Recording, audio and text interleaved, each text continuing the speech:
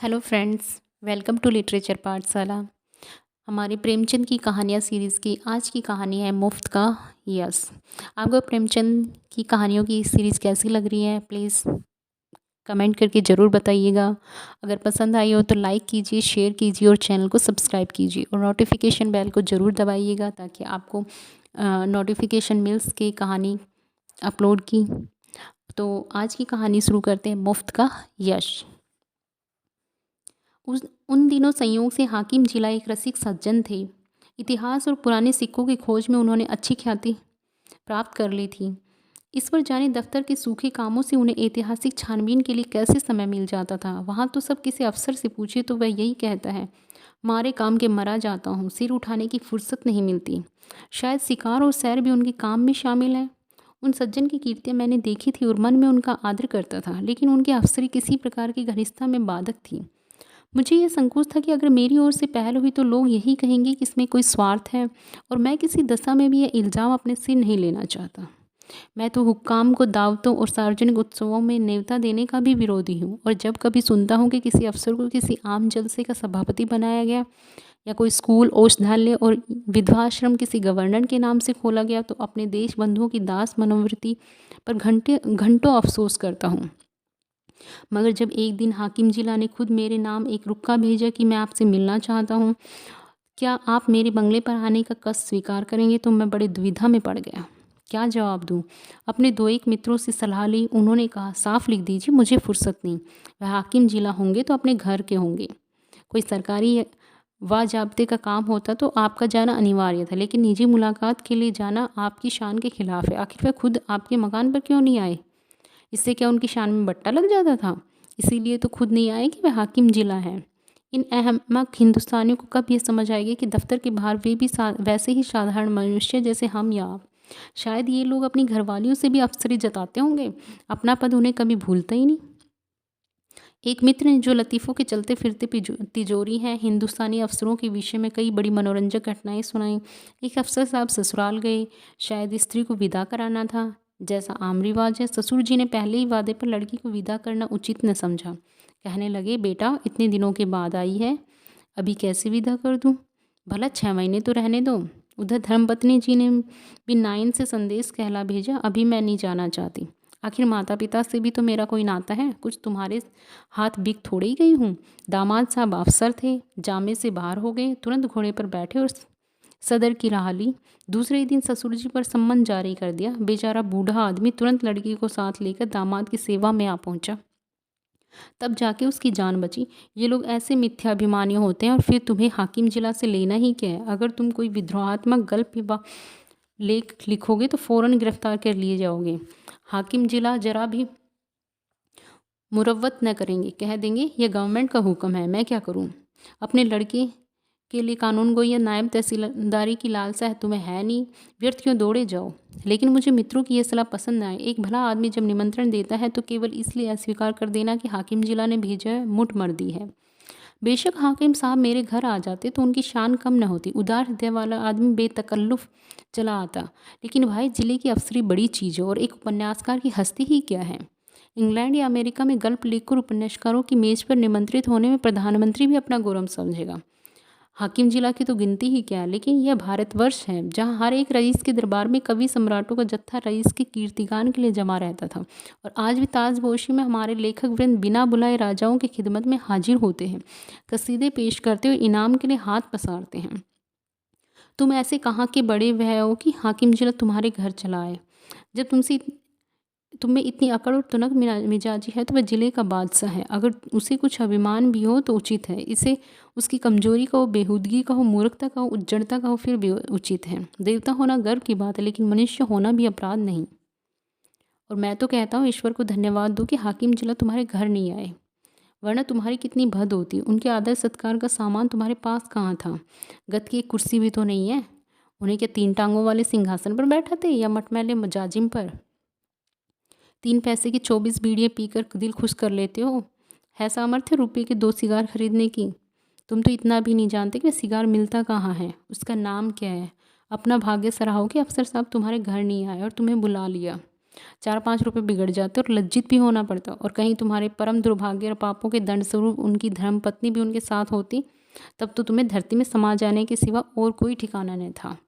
तुम या तुम्हारी धर्मपत्नी उस महिला का सत्कार कर सकती थी? तुम्हारी तो घिग्गी बन जाती साहब, बदहवास हो जाते। वह तुम्हारे दीवान खाने तक ही न रहती जिसे तुमने गरिमाओं ढंग से सजा रखा है। वहाँ तुम्हारी गरीबी अवश्य, पर फूहड़पन नहीं। अंदर तो पग पग पर फूहड़पन के दृश्य नजर आते। तुम अपने फटे पुराने पहनकर अपनी विपन्नता में मगन रहकर जिंदगी बसर कर सकते हो, लेकिन कोई भी आत्माभिमानी आदमी यह पसंद नहीं कर सकता कि उसकी दुरावस्था दूसरों के लिए विनोद की वस्तु बने। इन लेडी साहिबा के सामने तो तुम्हारी जबान बंद हो जाती। चुनाचे मैंने हाकिम जिला का निमंत्रण स्वीकार कर लिया, और यद्यपि उनके स्वभाव में कुछ अनावश्यक अफसरी की शान थी, लेकिन उनके स्नेह और उदारता ने उसे यथासाध्य प्रकट न होने दिया। कम से कम उन्होंने मुझे शिकायत का कोई मौका न दिया। अफसराना प्रकृति को तब्दील करना उनकी शक्ति के बाहर था। मुझे इस प्रश्न को कोई महत्व देने की कोई बात भी न थी। महत्व न दिया। उन्होंने मुझे बुलाया, मैं चला गया, कुछ गपशप किया और लौट आया। किसी से इसका जिक्र करने की ज़रूरत ही क्या, मानो भाजी खरीदने बाजार गया था।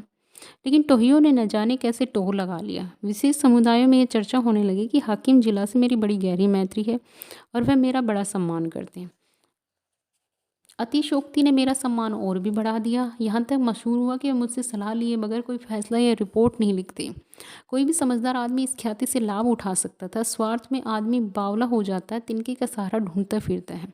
ऐसों को विश्वास दिलाना कुछ मुश्किल नहीं था कि मेरे द्वारा उनका काम निकल सकता है, लेकिन मैं ऐसी बातों से घृणा करता हूँ। सैकड़ों व्यक्ति अपनी कथाएं लेकर मेरे पास आए। किसी के साथ पुलिस ने बेजा ज्यादती की थी, कोई इनकम टैक्स की सख्तियों से दुखी था, किसी की यह शिकायत थी कि दफ्तर में उनकी हक तलफी हो रही है और उसके पीछे के आदमियों को दनादन तरक्कियाँ मिल रही हैं।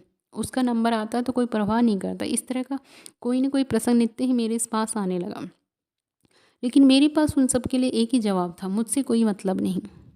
एक दिन मैं अपने कमरे में बैठा था कि मेरे बचपन के एक सहपाठी मित्र आ टपके। हम दोनों एक ही मकतब में पढ़ने जाया करते थे। कोई 45 साल की पुरानी बात है। मेरी उम्र 19 साल से अधिक न थी, वह भी लगभग इसी उम्र के रहे होंगे, लेकिन मुझसे कहीं बलवान और हष्ट-पुष्ट। मैं जहीन था, वह निरे कोदान। मौलवी साहब उनसे हार गए थे और उन्हें सबक पढ़ाने का भार मुझ पर डाल दिया था। अपने से दोगुने व्यक्ति को पढ़ाना मैं अपने लिए गौरव की बात समझता था और खूब मन लगाकर पढ़ाता था। फल यह हुआ कि मौलवी साहब की छड़ी जहाँ असफल रही, वहाँ मेरा प्रेम सफल हो गया। बलदेव चल निकला, खालिक बारी तक जा पहुंचा, मगर इस बीच में मौलवी साहब का स्वर्गवास हो गया और वह शाखा टूट गई। उनके छात्र भी इधर उधर हो गए। तब से बलदेव को मैंने केवल 2-3 बार रास्ते में देखा। मैं अब भी वही सीकिया पहलवान और वह अब भी भीम का है। राम राम हुई, क्षेम कुशल पूछा और अपनी अपनी राह चल दी। मैंने उनसे हाथ मिलाते हुए कहा, आओ भाई बलदेव, मजे में तो हो? कैसे याद किया, क्या करते हो आजकल? बलदेव ने व्यथित कंठ से कहा, जिंदगी के दिन पूरे कर रहे हैं भाई, और क्या। तुमसे मिलने की बहुत दिनों से इच्छा थी। याद करो वह मकतब वाली बात, जब तुम मुझे पढ़ाया करते थे। तुम्हारी बदौलत 4 अक्षर पढ़ गया और अपनी ज़मींदारी का काम संभाल लेता हूँ, नहीं तो मूर्ख ही बना रहता। तुम मेरे गुरु हो भाई, सच कहता हूँ। मुझ जैसे गधे को पढ़ाना तुम्हारा ही काम था। न जाने क्या बात थी, मौलवी साहब से सबक पढ़कर अपनी जगह पर आया नहीं कि बिल्कुल साफ। तुम जो पढ़ाते थे वह बिना याद किए ही याद हो जाता था। तुम भी बड़े जहीन थे। यह कहकर उन्होंने मुझे सगर्व नेत्रों से देखा। मैं बचपन के साथियों को देखकर फूल उठता हूँ।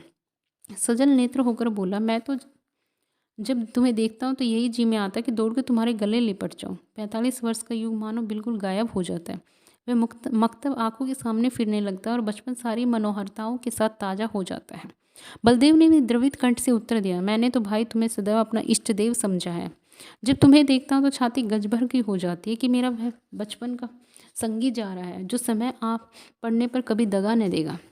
तुम्हारी बड़ाई सुन सुनकर मन ही मन प्रसन्न हो जाता हूँ। लेकिन यह बताओ, क्या तुम्हें खाना नहीं मिलता?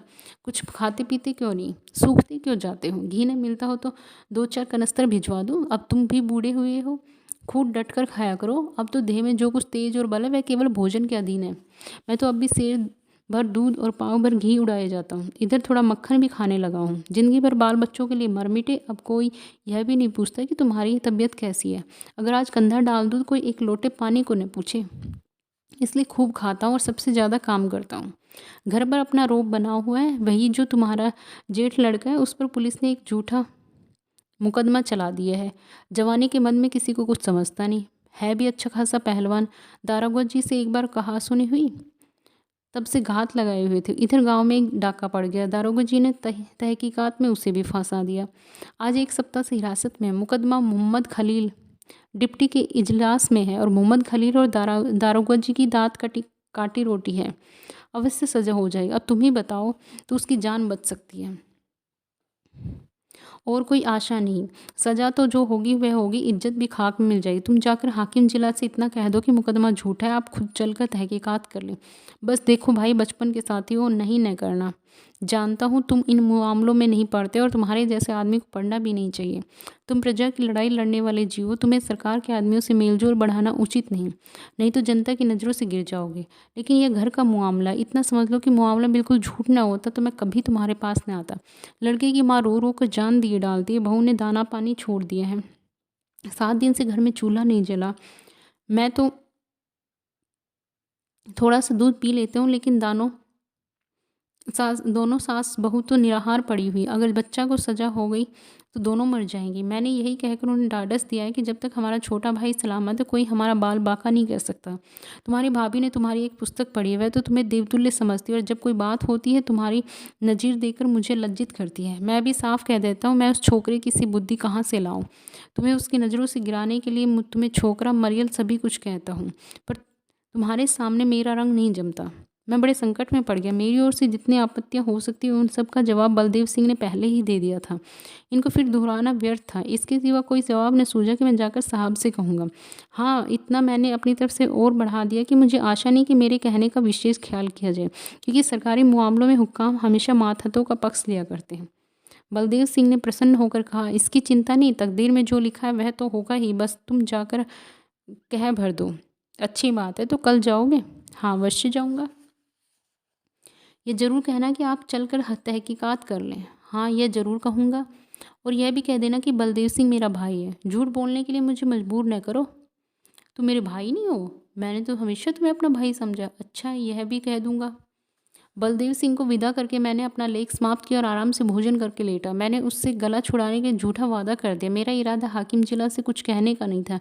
मैंने पेशबंदी के तौर पर पहले ही जता दिया कि हुक्काम आमतौर पर पुलिस के मामलों में दखल नहीं देते, इसलिए सज़ा हो भी गई तो मुझे यह कहने की काफ़ी गुंजाइश थी कि साहब ने मेरी बात स्वीकार नहीं की।